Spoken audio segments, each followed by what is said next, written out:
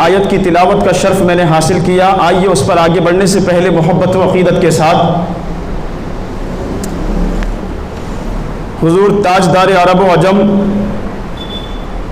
نبی مکرم و محتشم، باعث تخلیق آدم و بنی آدم، آمینہ کے لال، عبداللہ کے نور نظر روحی فدا، جناب محمد الرسول اللہ صلی اللہ تعالی علیہ وسلم کے دربار نبوت و رسالت میں بآواز بلند حصول خیر و برکت و نجات کے لیے درود و سلام کا نذرانہ پیش کریں۔ پڑھیے اللہم صلی علی سیدنا و مولانا محمد معدن الجود والکرم وآلہ الکرام وابنہ الکریم مبارک وسلم صلاۃ و سلام علیک یا رسول اللہ۔ حصول برکت کے لیے نبی و آل نبی پر ایک مرتبہ پھر بآواز بلند درود پاک۔ اللہم صلی علی سیدنا و مولانا محمد معدن الجود والکرم وآلہ الکرام وابنہ الکریم و امتہ الکریمہ وبارک وسلم صلاۃ و سلام علیک یا رسول اللہ صلی اللہ تعالی علیہ وسلم۔ آج بھی ہو جو ابراہیم سا ایمان پیدا،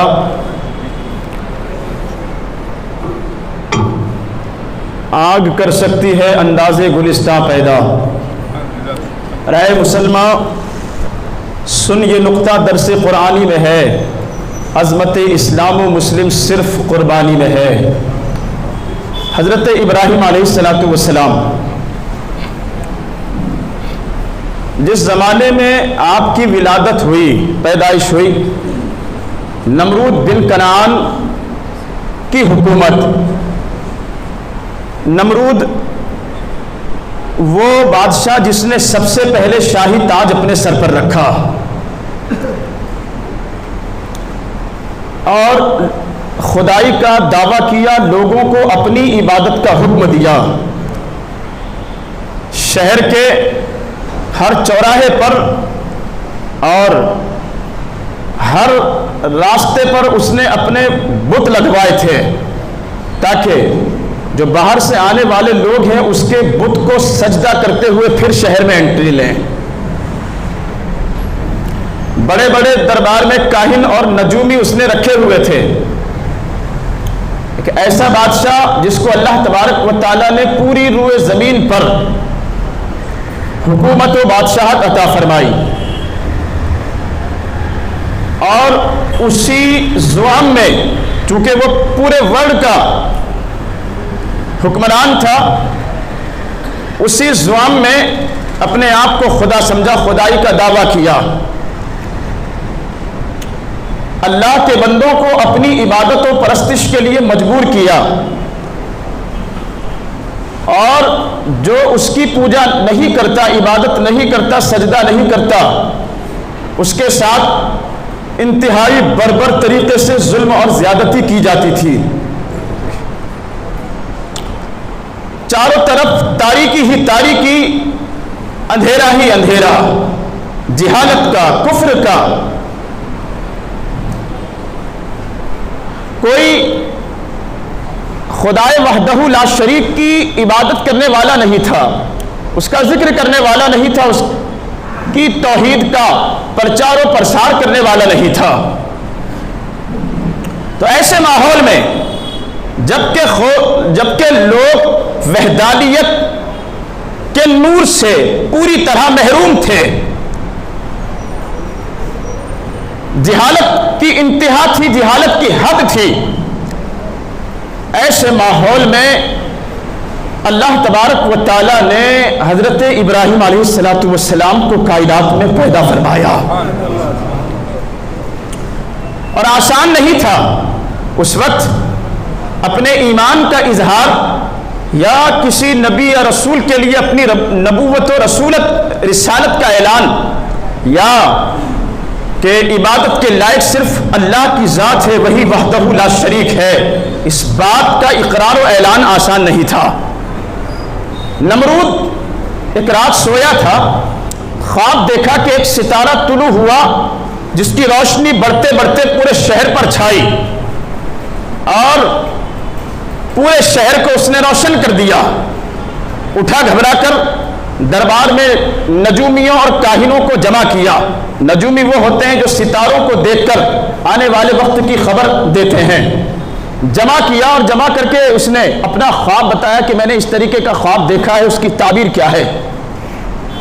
تو دربار کے نجومیوں نے بتایا کہ بہت جلد ایک پیغمبر کی ولادت ہونے والی ہے، اور نجومیوں کے لفظوں میں کہیں تو ایک بچہ دنیا میں آنے والا ہے، اور وہ بتاتے ہیں کہ وہی تمہاری ہلاکت کا سبب بنے گا، اسی سے تمہاری بادشاہت ختم ہوگی، اور جو تم نے یہ خدائی کا دعویٰ کیا ہے یہ تمہاری خدائی کے دعوے کو وہ چکنا چور کر دے گا۔ جیسے ہی نمرود نے سنا، اعلان کروایا کہ آج کے بعد کوئی شادی شدہ مرد اپنی بیوی کے پاس نہیں جائے گا، پابندی لگا دی گئی، ہر گھر کے باہر سپاہی اور پہرے دار کھڑے کر دیے گئے، مردوں کو عورتوں سے الگ کر دیا گیا، جو شادی شدہ تھے ان کو عورتوں سے الگ کر دیا گیا کہ کوئی بھی اپنی عورت کے قریب نہ جائے۔ لیکن اتنی ساری پابندیوں کے باوجود اور حکم جاری کر دیا تھا کہ کوئی بھی نو مولود یعنی وہ بچہ جس کی ابھی ابھی پیدائش ہوئی ہے وہ زندہ نہیں بچنا چاہیے۔ ایک دن میں 12,000 بچوں کو قتل کر دیا گیا۔ لوگ اپنے بچوں کو لے کر چھوٹے چھوٹے جن کی اسی زمانے میں پیدائش ہوئی تھی لے کر نمرود کے پاس پہنچتے اور بدلے میں جو ہے ان کو انعام دیا جاتا، بچوں کو قتل کر دیا جاتا، ذبح کر دیا جاتا تھا، اس ڈر سے کہ کوئی بھی بچہ زندہ نہ رہے۔ مردوں نے عورتوں کے قریب جانا چھوڑ دیا، بند کر دیا تھا، پابندیاں لگا دی گئی، پہرے بٹھا دیے گئے، لیکن یہ سارے کے سارے پہرے جو ہے مخلوق پر بٹھائے جاتے ہیں، خالق کی مرضی کے آگے کسی کی نہیں چلتی۔ آپ جو ہے دنیا پر، دنیا داری پر، دنیا کے لوگوں پر پابندیاں لگا سکتے ہیں، خدا کا نظام نہ کسی سے رکا ہے نہ کسی سے رکے گا۔ خدا کی قدرت میں نہ کوئی پھیر بدل کر سکتا، نہ کر سکا ہے، نہ قیامت تک کر پائے گا۔ وہاں جب مرضی ہوتی ہے کن فیکون کہہ دیا جاتا ہے، جب رب کی مرضی ہوتی ہے ہو جا کسی کام کے لیے تو وہ کام ہو جاتا ہے، پھر وہاں پر پابندیاں کوئی معنی نہیں رکھتی، وہاں پہرے کوئی معنی نہیں رکھتے ہیں، جب اس کی مرضی ہوتی ہے وہ کام ہو کر ہی رہتا ہے، چاہے لاکھ پہرے بٹھا دیے جائیں۔ حضرت ابراہیم علیہ السلام کے والد جو ہیں وہ تارخ نمرود کے درباریوں میں سے تھے، آپ پر پابندی نہیں تھی گھر آنے جانے کی۔ اب وہ روز جو ہے نمرود اپڈیٹ لیتا تھا، آج کیا ہوا ہے، آج کیا ہوا ہے، آج کیا ہوا ہے۔ اب ایک دن جو ہے جب وہ بیٹھا تو دربار کے نجومی اور کاہن بتاتے ہیں، کاہنوں نے خبر دی اس کو کہ آج وہ بچہ باپ کے پشت سے نکل کر ماں کے رحم میں آ چکا ہے، ماں کے رحم میں اب وہ آ چکا ہے۔ اب اس کے بعد اور سختی کے ساتھ پابندیاں لگائی جاتی ہے، گھر گھر جا کر جو ہے عورتوں کو مقرر کیا گیا، دایا لگائی گئی، وہ گھر گھر جا کر عورتوں کے پیٹ چیک کرتی تھی کہ کوئی عورت حاملہ تو نہیں ہے، پریگننٹ تو نہیں ہے، اور اگر کوئی ہوتی تو پھر اس کا حمل جو ہے وہ ضائع کر دیا جاتا تھا۔ اللہ اللہ۔ لیکن حضرت ابراہیم علیہ السلام کی والدہ کا جو بچہ پیٹ میں ہونے کے باوجود بھی اللہ نے محسوس نہیں ہونے دیا۔ وقت گزرتا گیا یہاں تک کہ حضرت ابراہیم علیہ السلام کی پیدائش اور ولادت کا وقت قریب آیا۔ جب ولادت کا وقت قریب آیا، روایتوں میں ہے حضرت ابراہیم علیہ السلام کی والدہ اس ڈر سے کہ کہیں لوگ بچے کو دیکھ کر نمرود کو خبر نہ کر دیں اور کہیں میرا لال جو ہے وہ بھی کہیں قتل نہ کر دیا جائے، آبادی سے باہر، شہر سے باہر گئی، ایک غار میں پہنچی اور اسی غار میں حضرت ابراہیم علیہ السلام اللہ کا خلیل بن کر دنیا میں تشریف لائے۔ اندھیرا ہی اندھیرا کفر نے ہر سمت پھیلایا، تو اس وقت رب تبارک و تعالیٰ نے نور بنا کر حضرت ابراہیم علیہ السلام کو کائنات میں مبعوث فرمایا۔ غار میں حضرت ابراہیم علیہ السلام کی ولادت باسعادت اور آپ کی والدہ آپ کو اسی غار میں چھوڑ کر باہر سے اور پتھر لگا دیتی ہے غار کے دہانے پر، منہ پر، کہ کہیں کوئی جنگلی درندہ وغیرہ اندر گھس کر بیٹے کو نقصان نہ پہنچا دے، یا کہیں کوئی سپاہی دیکھ نہ لے، بند کر کے غار اپنے گھر واپس تشریف لے آتی ہے۔ لیکن جب وہ جاتی اس غار میں پلٹ کر کئی دنوں کے بعد، تو دیکھتی کہ حضرت ابراہیم علیہ السلام خوش ہے غار کے اندر، غار میں خوش ہے، اور آپ کی پرورش ہو رہی ہے، بڑھتے جا رہے ہیں۔ روایتوں میں ہے کہ حضرت جبرائیل علیہ السلام غار میں تشریف لاتے آپ کے منہ میں جو ہے وہ شہادت کی انگلی دیتے، اور اسی انگلی سے اللہ تبارک و تعالیٰ انہیں خوراک عطا فرماتا تھا، انہیں غذا عطا فرماتا تھا۔ انگلی سے آپ کو پانی بھی دیا جاتا اور ایک انگلی سے آپ کو دودھ بھی دیا جاتا تھا۔ میرے آقا فرماتے ہیں جو بچہ سال بھر میں بڑھتا تھا، اتنا حضرت ابراہیم علیہ السلام 1 مہینے میں بڑھا دیے گئے، 1 مہینے میں ہی اتنے بڑھ گئے۔ 1000 پہروں اور پابندیوں کے باوجود اللہ کا خلیل کائنات میں تشریف لاتا ہے، پرورش ہوتی رہی، بڑھتے رہے، یہاں تک کہ آپ کو سمجھ آئی، سمجھ بوجھ ہوئی۔ ابھی تک آپ نے باہر کی دنیا کو نہیں دیکھا تھا، ایک دن باہر آئے، اور جب باہر آئے تو آپ اپنی والدہ سے سوال کرتے ہیں کہ امی بتاؤ ہمارا اور تمہارا رب کون ہے؟ یہ ہوتی ہے پیغمبرانہ شان۔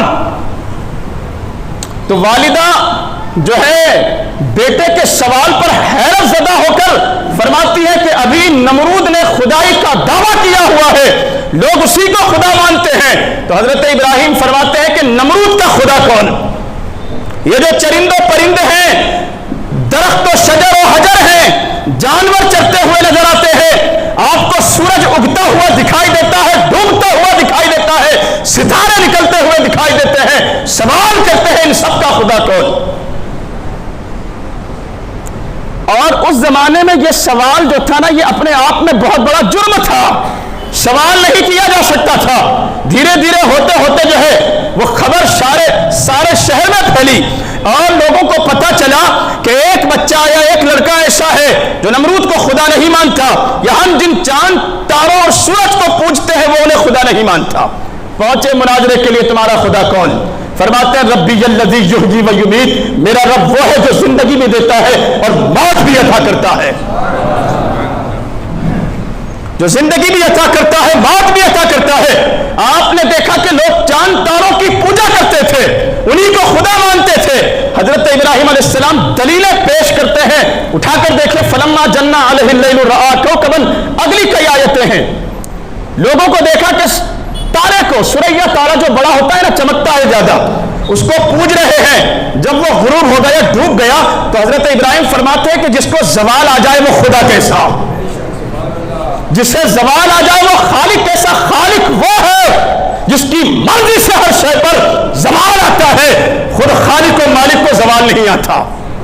پھر چاند کو پوجتے ہوئے دیکھا، اور جب چاند کی چاندنی بھی بادلوں میں چھپی تو فرمایا یہ کیسے خدا ہو سکتا؟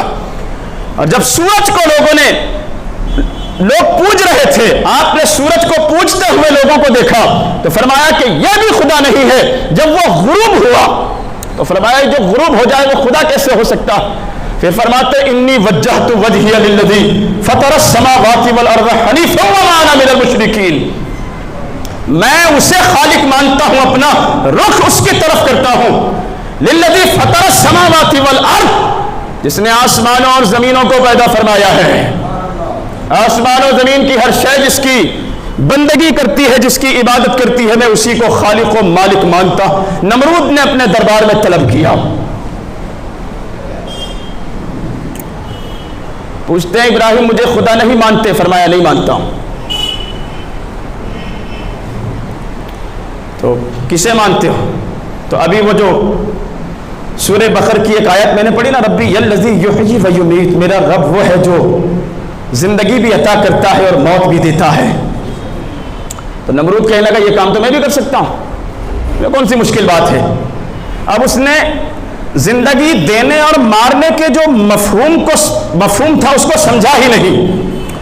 2 قیدیوں کو جیل سے نکلوایا، ایک کو موت کی سزا ملنے والی تھی، آزاد کر دیا، جاؤ چھوڑ دیا تجھ کو، اور ایک کو رہائی ملنے والی تھی، چھوڑنے والا تھا، اس کو قتل کروا دیا، اس کا مرڈر کروا دیا. کہا دیکھو جو چھوٹنے والا تھا میں نے اس کو مار دیا، جو مرنے والا تھا اس کو چھوڑ دیا. یہ تو میں بھی کر سکتا ہوں. تو حضرت ابراہیم علیہ السلام اپنی پیغمبرانہ شان اور فہم و فراست سے جان گئے کہ یہ بے وقوف جو ہے زندگی دینے اور مارنے کے مفہوم کو سمجھا ہی نہیں ہے. دوسری دلیل آپ نے ایک مضبوط اور اسٹرانگ دلیل جو ہے وہ پیش فرمائی آپ نے. قال ابراہیم فإن اللہ یأتی بالشمس من المشرق فأتی بها من المغرب. میرا رب وہ ہے جو سورج کو پورب سے نکال کر پچھم میں ڈبوتا ہے. فبہت الذی کفر. اگر تو خدا ہے، اپنے آپ کو خدا مانتا ہے تو سورج کو پچھم سے نکال کر دکھا. میرا رب وہ ہے جو سورج کو پورب سے نکالتا ہے، پچھم میں غروب کرتا ہے. تو اگر اپنے آپ کو خدا مانتا ہے، دعویٰ ہے تیرا خدائی کا، تو پھر ساری کائنات تیرے اختیار میں ہونی چاہیے، لہذا پچھم سے سورج کو نکال کر دکھا. قرآن کہتا ہے فبہت الذی کفر. کافر کے ہوش اڑ گئے اور اللہ تبارک و تعالیٰ ظالموں کو سیدھا راستہ نہیں بتاتا. لا یہدی القوم الظالمین. رب تبارک و تعالیٰ ظالموں کو ہدایت نہیں عطا فرماتا. اس کے بعد بھی آپ کی آزمائشوں کا سلسلہ چلتا رہا. لوگ کہنے لگے ہمارے میلے میں آئیے. سال میں ایک دن میلہ مناتے تھے، دن بھر وہاں جا کر کھیل کود کرتے، شام میں آ کر ایک بت خانہ بنایا ہوا تھا بہت بڑا، الگ الگ چھوٹے چھوٹے خدا رکھے ہوئے تھے، اور وہیں آ کر وہ پوجا پاٹ کرتے تھے، پرساد چڑھاتے تھے، اس پرساد کو لے کر اپنے گھروں کو جاتے تھے. حضرت ابراہیم سے کہا آپ بھی ہمارے ساتھ آؤ. تھوڑی دیر گئے، واپس آ گئے. لوگ شام میں جب میلے سے واپس آئے تو دیکھا کہ وہ سارے جو بت ہیں وہ ٹوٹ پھوٹ کر زمین پر بکھرے پڑے ہیں. اب لوگ آپس میں چرچا کرنے لگے کس نے کیا؟ تو کچھ لوگ کہنے لگے قالوا انت فعلت هذا بآلهتنا یا ابراہیم. ایک نوجوان ہے جس کا نام ابراہیم ہے، یہ اسی کا کام ہو سکتا. بلایا گیا حضرت ابراہیم کو، اے ابراہیم تم نے یہ کیا ہے؟ فرمایا قال بل فعله كبيرهم هذا فاسألوهم ان كانوا ينطقون. ایک بہت بڑا بت تھا دروازے پر لگا ہوا. آپ نے وہ جو ہتھوڑا آپ کے ہاتھ میں تھا نا ٹانگ دیا اسی کے کاندھے پر، اور لوگوں سے کہا کہ اس سے پوچھو، اسی کو غصہ آیا ہوگا، اسی نے سب کو مارا ہوگا، پوچھو اس سے. قال بل فعله كبيرهم. یہ بڑا ہے، انہوں نے چھوٹوں نے بات نہیں مانی ہوگی، غصے میں آ کر سب کو مارا ہے، اس لیے اسی سے پوچھو. ان كانوا ينطقون. اگر یہ بول سکتے ہیں نا تو انہی سے پوچھو کس نے مارا ہے ان کو. فرجعوا الى انفسهم. اپنے سر جھکا لیے کیونکہ دلیل کا جواب نہیں تھا. جو مضبوط دلیل رکھی تھی حضرت ابراہیم نے کہ اگر یہ بول سکتے ہیں تو پوچھو ان سے کس نے مارا ہے انہیں. فرجعوا الى انفسهم. سر جھکا لیے اور پھر کہنے لگے کہ یہ تمہارا ہی کام نظر آتا ہے. آگ جلائی گئی. فیصلہ کرتے ہیں آپس میں کہ ابراہیم کو کون سی سزا دی جائے. ابلیس پہنچے ایک بوڑھے کی شکل میں، آگ میں جلا دو. حضرت ابراہیم علیہ السلام کے لیے آگ میں جلانے کے لیے لکڑیاں جمع کی گئی. 40 دن تک الگ الگ مختلف روایات ہیں، اور لوگ جو ہے لکڑیاں لا لا کر ڈالتے تھے وہاں پر. آگ جلائی گئی تو آگ کے شعلے جو ہے وہ کئی کلومیٹر دور تک دکھائی اور سنائی دیتے تھے. پرندے اوپر سے اڑ نہیں سکتے تھے. اب ان کو فکر ہوئی کہ آگ تو ہم نے جلا لی، ڈالے کیسے؟ تو اس کے لیے منجنیق بنائی گئی، جیسے گوفن ہوتی ہے نا، ایسا ہی کوئی اوزار بنایا گیا. حضرت ابراہیم کو بٹھا کر ڈال دیا گیا آگ میں، اور وہاں بھی مشورہ دینے کے لیے ابلیس آیا تھا. جب آگ میں حضرت ابراہیم علیہ السلام کو ڈالا جانے لگا، آگ میں جا رہے تھے حضرت ابراہیم علیہ السلام، کائنات میں شور برپا. آسمان و زمین کی مخلوقات جو ہیں وہ تعجب و حیرت کے ساتھ رب کی بارگاہ میں عرض گزار ہوئی، مولا زمین پر یہی ابراہیم تو تیری توحید کا پاسدار ہے. آج اگر یہ بھی ختم ہو گیا کوئی تجھے خدا کہنے والا نہیں رہے گا، لہذا بچانا چاہیے حضرت ابراہیم کو. جاؤ بچاؤ، اگر وہ تم سے مدد مانگے تو جاؤ کرو مدد. جلدی اس لیے بتا رہا ہوں کہ ٹائم کا مسئلہ. اب ہوا کا فرشتہ پہنچا، ابراہیم ہوا میرے کنٹرول میں ہے، آپ اگر اجازت دیں تو ہوا چلا کر آگ کو اڑا کر سمندر میں لے جا کر پھینک دوں؟ کہا جاؤ، تمہاری ضرورت نہیں۔ پانی کا فرشتہ آیا، آپ اجازت دیں تو پانی برسا دوں تاکہ آگ بجھ جائے؟ فرماتے ہیں تمہاری بھی ضرورت نہیں، جبرائیل پہنچ گئے، جہاں تک میری پہنچے وہاں تک کسی کی نہیں۔ ساتوں آسمان کے اوپر سدرۃ المنتہا حضرت جبرائیل کا مسکن و ٹھکانہ، کہتے ہیں میری جہاں تک پہنچ ہے نا، کسی کی وہاں تک پہنچ نہیں، کسی جن و بشر و ملک کی وہاں تک رسائی نہیں ہے۔ آپ مجھے کہیں، آپ کو اگر کوئی بات رب تک پہنچانی ہو، مجھے حکم کرے، میں آپ کا پیغام رب تک پہنچاؤں گا۔ تو حضرت جبرائیل کی اس گزارش پر جو حضرت ابراہیم علیہ السلام کا جواب تھا، ڈاکٹر اقبال کہتے ہیں حضرت ابراہیم کے جواب کو اپنے لفظوں میں اس طریقے سے، جانتا ہے وہ میرا رب جلیل، آگ میں جاتا ہے اب اس کا خلیل، کون سی بات میرا رب نہیں جانتا؟ کس بات سے وہ بے خبر ہے؟ بتانے کی ضرورت تو وہاں پڑتی ہے نا جہاں علم نہ ہو۔ کون سی چیز زمین و آسمان کی میرے رب سے پوشیدہ ہے؟ اگر اسے مارنا ہے تو پھر شکایت کیوں، اور بچانا چاہے تو یہ آگ میرا کچھ نہیں بگاڑ سکتی۔ آگ کے قریب پہنچے، رب نے آگ کو حکم فرمایا، یا نار کونی بردم و سلام علی ابراہیم، اے آگ میرے ابراہیم پر ٹھنڈی ہو جا۔ آگ کو ہی گلزار بنا دیا رب تبارک و تعالیٰ نے۔ اور جیسا کہ پچھلے ہفتے میں نے کہا تھا، یہ جو آگ یا پانی ہے نا، یہ اپنی مرضی سے دھوتے یا جلاتے نہیں، رب کی اجازت اور رب کے حکم سے یہ آگ جلاتی ہے، پانی پیاس بجھانے یا دھونے کا کام کرتا ہے۔ رب کی مرضی اگر ہو تو آگ دھونے کا کام، پانی جلانے کا کام بھی کر سکتا۔ اور دلیل ہے حضرت انس، ایک حضور کے صحابی، دعوت پیش کی ایک مرتبہ حضور کو، آقا علیہ السلام پہنچے، دسترخوان جو ہے وہ میلا کچیلا ہو رہا تھا، سبزی سالن گرا ہوا تھا۔ اب صحابی جو ہیں اپنی خادمہ سے کہتے ہیں جاؤ اسے صاف کر کے لاؤ۔ مثنوی کی روایت ہے، خادمہ کیا کرتی ہے پتہ ہے؟ دسترخوان کو لے جا کر پانی سے دھونے کے بجائے ڈال دیا جلتے ہوئے تندور میں۔ اب وہ تھوڑی دیر کے بعد واپس نکال کر لائی تو وہ دسترخوان صاف ہو چکا تھا، اور آپ کا یہی معمول تھا لوگوں کے سامنے بھی۔ پوچھا گیا حضرت انس سے، یہ کیا معاملہ ہے، ہماری سمجھ سے باہر ہے؟ تو کہتے ہیں کہ ایک مرتبہ میرے آقا نے اس دسترخوان سے اپنے ہاتھ پوچھ لیے تھے، اس ہاتھ کے لگنے کی برکت یہ ہے کہ اب اس دسترخوان کو آگ نہیں جلاتی، یہ دھو دیتی ہے، اس کے اندر جو گندگی ہوتی ہے وہ اسے جلا دیتی ہے، لیکن دسترخوان کا کچھ نہیں بگڑتا۔ حضرت ابراہیم ایک طویل عرصے تک وہاں رہے، آزمائشوں کا سلسلہ ختم نہیں ہوا۔ حضرت سارہ آپ کی بیوی، اولاد نہیں تھی۔ اب حضرت سارہ ہی کی پاس ایک اور ان کی جو ہے ملازمہ تھی، خادمہ تھی، وہ کیا کرتی ہیں کہ حضرت سارہ اپنے شوہر کو حکم دیتی ہیں کہ آپ ان سے شادی کر لیں، حضرت ہاجرہ سے رضی اللہ تعالی عنہ۔ اب بیوی کی اجازت پر حضرت ابراہیم نے حضرت ہاجرہ سے نکاح فرمایا۔ اللہ کی شان و قدرت کے بڑھاپے میں اللہ نے ان سے بیٹا عطا فرمایا۔ دعا کرتے تھے ربی حبلی من الصالحین، اے میرے رب نیک اولاد عطا فرما۔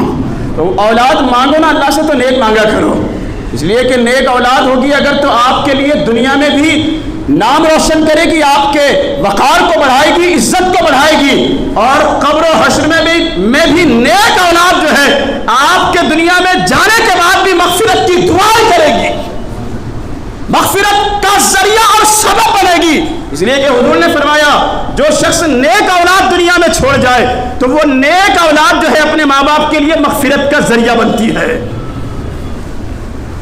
لہذا نیک اولاد مانگا کرو۔ بڑھاپے میں اللہ نے بیٹا عطا فرمایا، منتیں مرادیں مانگتے رہے مانگتے رہے مانگتے رہے، بڑھاپے میں جا کر بیٹا ہوا، اور جب بیٹا ہوا تو پھر حضرت سارہ جو پہلی بیوی تھی ان سے اولاد نہیں تھی۔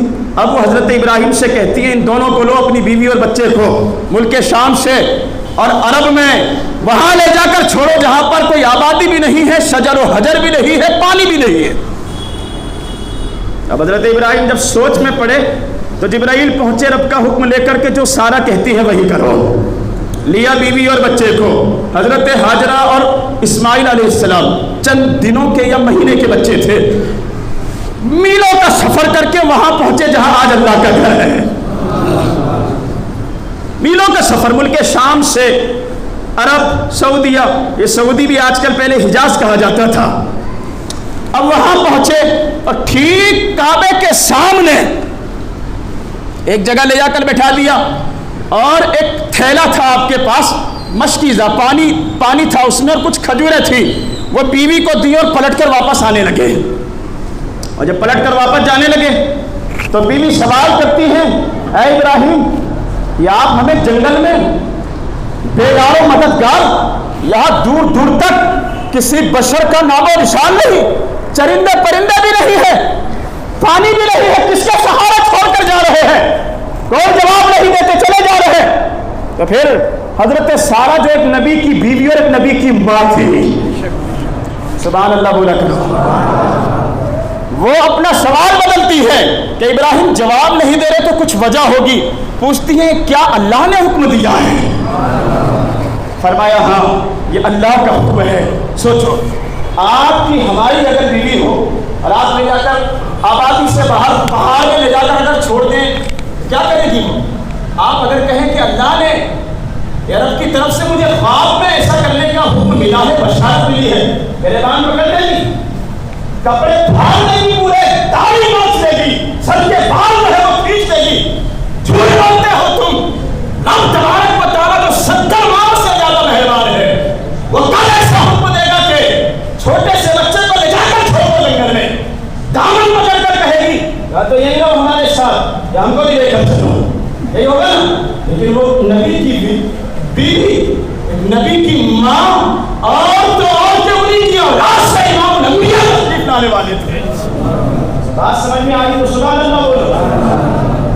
حضور علیہ السلام کی اولاد میں سے کائنات میں تشریف لانے والے تھے، حضرت اسماعیل علیہ السلام کی اولاد میں سے ہمارے آقا۔ جب جیسے ہی سنا کہ اللہ کا حکم ہے تو پھر کہتی ہیں لا یضیعنا، جب اللہ کی مرضی ہے تو اب وہ ہمیں ضائع نہیں ہونے دے گا، جب اس کی مرضی ہے تو فکر کیا ہے؟ اب وہ پانی ختم تھوڑے دن میں، وہ جو کھجوریں تھی وہ بھی ختم، اب بچہ ہے دودھ پینے والا، ماں کو اگر غذا نہ ملے تو دودھ آئے گا کہاں سے؟ تھوڑے دنوں میں دودھ بھی ختم چھاتی میں، اب بچہ جو ہے پیاس کی شدت سے تڑپنے لگا۔ میرے آقا فرماتے ہیں، عبداللہ ابن عباس راوی ہیں، ماں کب جو ہے وہ گوارا کر سکتی ہے کہ بچہ جو ہے وہ پیاس سے تڑپنے لگے، دوڑ کر صفا پر جاتی ہے اور پانی تلاش کرتی ہے، ایڑیوں کے پنجوں کے بل کھڑے ہو کر دیکھتی ہیں کہ پانی نظر آئے یا کوئی بندہ نظر آ جائے جس سے پانی مانگ لوں، لیکن نہ تو پانی ہے نہ کوئی بشر ہے جس سے مدد مانگی جائے۔ اب وہ صفا سے دوڑ کر مروا پر، مروا سے صفا پر، صفا سے پھر مروا پر، مروا سے پھر صفا پر 7 چکر لگاتی ہے کہ پانی نظر آ جائے، لیکن آخر میں دیکھتی ہیں پیاس کی شدت کی وجہ سے ہچکی لگی ہے، حضرت اسماعیل کی ایڑیاں زمین پر رگڑ رہے ہیں، چمک نظر آتی ہے، چمک نظر آئی حضرت ہاجرہ رضی اللہ تعالی عنہ کو، دوڑ کر قریب آئی تو دیکھتی ہے جہاں اسماعیل ایڑیاں رگڑ رہے تھے پانی کا چشمہ پھوٹا ہوا۔ اب وہ کیا کرتی ہے؟ حضور فرماتے ہیں پانی کے چاروں طرف سے مٹی لگانا شروع کرتی ہے، فرماتی ہے زمزم، اے پانی ٹھہر جا یہیں پر۔ حضور فرماتے ہیں اگر ہماری ماں حضرت ہاجرہ اس پانی کو ٹھہرنے کا حکم نہیں دیتی تو ساری دنیا میں پھیل جاتا۔ زمزم مطلب ٹھہر، رک یہیں پر، چاروں طرف سے مٹی لگا کر روک دیتی ہے پانی کو۔ جانتے ہیں وہ پانی کیا تھا؟ حضور فرماتے ہیں اللہ تبارک و تعالیٰ نے جنت کی ایک نہر کا پانی جہاں اسماعیل ایڑیاں رگڑ رہے تھے وہاں پر جاری فرمایا۔ اب وہ جنت تلاش کرنے والے یہاں وہاں ڈھونڈتے پھرو نہیں ملے گی، جہاں ایک نبی کے قدم لگے وہی جنت ہے، جہاں ایک نبی کی ایڑیاں لگی وہی جنت کا پانی ہے۔ اور اس پانی کی تاثیر اور برکتیں تو دیکھو، صدیاں بیت گئی، صدیاں بیت گئی، 5000 سال سے زیادہ کا عرصہ ہو چکا، بڑے بڑے سمندر خشک ہو گئے، تالاب سوکھ گئے، کنویں باولیاں ختم ہو گئی، لیکن وہ پانی 2400 گھنٹے چلتا ہے بڑی بڑی موٹروں کے ساتھ. آج تک سننے میں نہیں آیا کہ کبھی سوکھا ہو, ختم ہوا ہو. جب پیک ہوتا ہے نا ڈبہ بند پانی, ڈبہ بند, آپ بھر کے دیکھو تھوڑے دن کے بعد آپ کو اس میں مسافر نظر آئیں گے. اب آپ کے گھر میں جو کنواں ہے یا جل پری آپ بولتے ہیں, اس کا پانی آپ بھر کے رکھو, اب تھوڑے دن کے بعد 2-4 دن تو ٹھیک ہے, اب اس کے بعد آپ کو اس میں مسافر دیکھتے ہوئے نظر آئیں گے, ہے نا. لیکن اس پانی کی برکت دیکھو کہ آپ اس پانی کو سالوں تک بند رکھیں. حضور فرماتے ہیں کہ نہ وہ خراب ہوگا, علماء کہتے ہیں کہ وہ خراب بھی نہیں ہوگا اور اس میں جراثیم بھی پیدا نہیں ہوں گے. کیوں پتا ہے؟ اس لیے کہ وہ دنیا کا نہیں, جنت کی ایک نہر سے وہ آتا ہے حجر اسود میں. وہ حجر اسود کو کعبے کی دیوار میں لگا, جنت سے پانی آتا ہے حجر اسود میں, اور حجر اسود سے ہو کر جاتا ہے چاہے زمزم میں, زمزم کے کنویں میں. جب وہ جنت کا پانی ہے تو پھر وہ کیسے سر سکتا ہے, کیسے اس میں نقص آ سکتا ہے. اور اس پانی کی تاثیر یہ ہے کہ پیاس بھی مٹاتا ہے اور بھوک بھی مٹاتا ہے. حضرت ابراہیم کو پانی کی اور غذا کی بھی ضرورت تھی, اللہ نے ایسا پانی بھیجا جو پیاس بھی مٹاتا ہے اور بھوک کی شدت کو بھی ختم کرتا ہے. اب سارے پانی شریعت کا مسئلہ ہے. دنیا میں جہاں بھی آپ پانی پیے حکم ہے کہ بیٹھ کر پیو. 4 سنتیں ہیں پانی کی, پوچھ لینا آپ بعد میں آ کر. بیٹھ کر پیو, سیدھے ہاتھ سے پیو, ٹوپی لگا کر پیو, پانی میں پھونک مت مارو, 3 سانس میں پیو. الگ الگ سنتیں. کھڑا ہونے سے جو ہے منع کیا گیا, کھڑے ہو کر پانی مت پیو. جو کھڑے ہو کر پیتے ہیں نا اونٹ کی طرح معدے کی بیماریوں میں مبتلا ہو جاتے ہیں, مرض میں مبتلا ہو جاتے ہیں, اور پھر جو ہے وہ کھانا کھاتے ہیں وہ ہضم نہیں ہوتا. اس لیے کھڑے ہو کر پانی پینے سے بچیں. کہا گیا کہ پتہ چل جائے نا کہ کھڑے ہو کر پانی پینے میں کیا نقصان ہے, تو بندہ انگلیاں ڈال کر جو پیا ہے اس کو واپس باہر کر دے گا. لیکن دنیا بھر کا پانی پیو تو بیٹھ کر, اور جو نبی کی ایڑیاں رگڑنے سے جو پانی نکلا اب حکم ہے کہ اسے پیو تو کھڑے ہو کر پیو.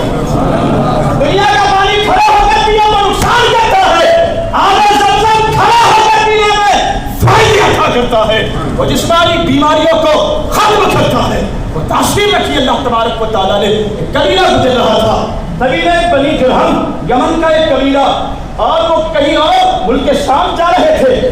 سردار دیکھتا ہے کہ چڑیا اڑ رہی ہے تو سمجھ جاتا ہے کہ چڑیا ہے تو کہیں نہ کہیں پانی ہے. لہٰذا وہ کہتا جاؤ پانی تلاش کرو. 2 لوگ گئے, پانی ڈھونڈ کر واپس آئے, کہتے ہیں کہ پانی کا چشمہ ہے, ایک عورت ہے, چھوٹا سا بچہ ہے, اور وہی جو ہے بیٹھی ہے اس کے پاس.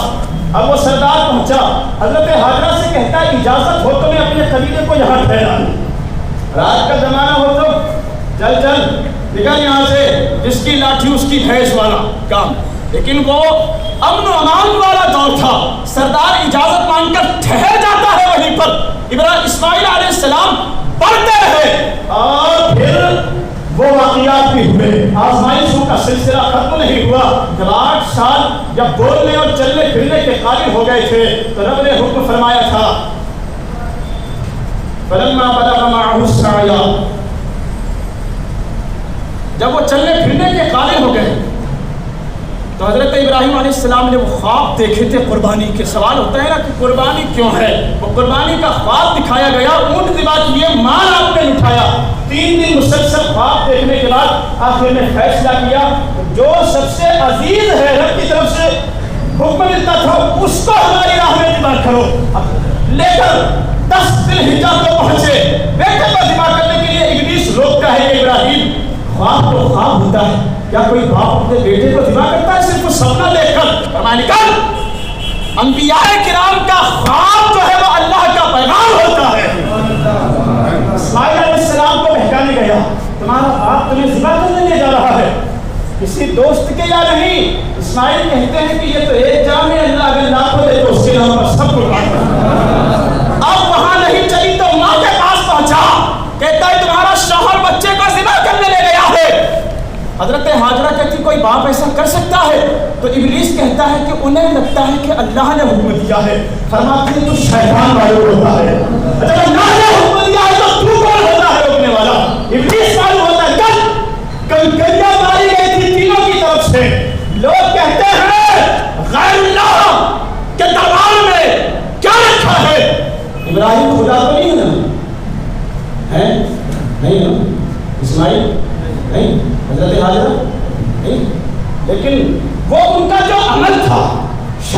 کو کنکریاں مارنا، جو اللہ کے مقبول اور برگزیدہ بندے ہوتے ہیں نا، ان کے عمل کو یا ان کے کیے ہوئے کام کو اللہ تبارک و تعالیٰ اپنی عبادت کا حصہ بنا دیتا ہے، اپنی عبادت کا حصہ بنا دیتا ہے۔ صدیاں بیت گئی، ابھی وہ غنی جماعت کا سلسلہ چل رہا ہے، چلتا رہے گا قیامت تک۔ اعتراض نہیں ہے کسی کو کیوں ہو رہا یہ سب، انہوں نے تو شیطان کو مارا تھا، اب یہ کیوں ہو رہا؟ کوئی کرتا ہے اعتراض؟ کرتا ہے کیا؟ نہیں کرتا کوئی۔ الحمدللہ ہمارا جو عقیدہ ہے اہل سنت والجماعت کا، ٹھیک قرآن و احادیث کے مطابق جو بزرگان دین کے نقوش پر یا ان کی جو چیزیں ہیں یا تبرکات ہیں ان سے جو فیض حاصل کرتے ہیں، یہ ہمیں قرآن نے سکھایا، احادیث نے سکھایا ہے۔ آج صدیاں بیت گئی، وہ سلسلہ چل رہا ہے حضرت ابراہیم کی، اسماعیل کی اور ہاجرہ کی اللہ یاد کو اللہ نے باقی رکھا، اور پھر پہنچے قربانی کرنے، چھری چلا رہے ہیں چلتی نہیں۔ وہ تفصیلات ساری پتہ ہے آپ کو، وقت گزرتا جا رہا ہے تیزی کے ساتھ۔ رب تبارک و تعالیٰ کی طرف سے پھر ندا آتی ہے،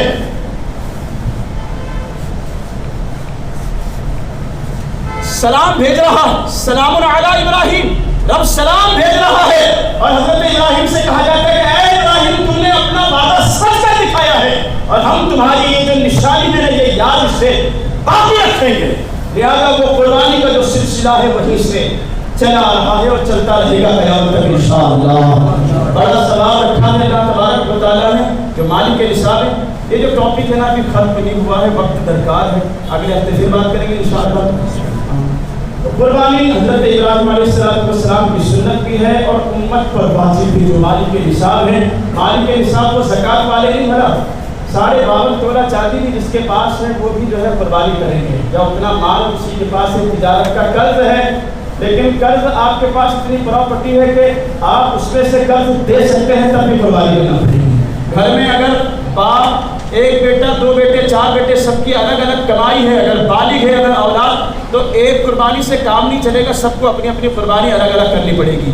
ایک اور مسئلہ ہے، لوگ کیا کرتے ہیں، اس سال میرے نام سے ہو گئی، اگلے سال اب کہتے ہیں کہ اس بار بیوی کے نام سے کر دو، ٹھیک ہے، یا بچے کے نام سے، نابالغ بچے کہتے ہیں بچے میں نے کر دیا تھا میرے نام سے پہلے، تو یہ نہیں چلے گا۔ ہر سال اگر آپ مالک نصاب ہے، ہر سال قربانی واجب ہے، اور اگر بیوی یا بچوں کے نام سے کرنا ہے تو الگ سے ان کے لیے انتظام کرنا پڑے گا۔ اور حضور فرماتے ہیں کہ قربانی کا جو اجر و ثواب ہے ہر خون کے بدلے اللہ تبارک و تعالیٰ نے یہ عطا فرماتا ہے۔ رب کی بارگاہ میں دعا ہے ہمیں عمل کرنے کی توفیق عطا فرمائے۔ وآخر دعوانا الحمدللہ رب العالمین، السلام علیکم۔ اس ویڈیو کو شیئر ضرور کیجیے، ہو سکتا ہے آپ کے ایک شیئر سے یہ بات کسی کے دل میں اتر جائے۔